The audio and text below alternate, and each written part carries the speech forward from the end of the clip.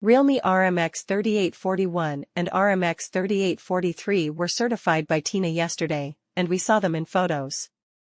Today, the listings were completed with the full spec sheets, basically confirming they are indeed the Realme 12 Pro and Realme 12 Pro Plus. Both versions will be the same on the outside, a 6.7-inch AMOLED with 1080p resolution, 3 cameras on the back and 1 at the front. The difference will be in the chipset and the actual camera units. Realme 12 Pro is listed with a 2.2 GHz CPU frequency.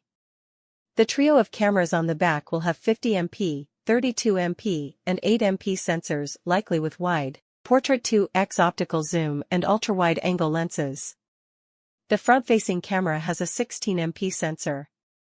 The phone was certified with 4 RAM options, 6GB, 8GB, 12GB, and 16GB, while the storage is 128GB, 256GB, 512GB, and 1 TB.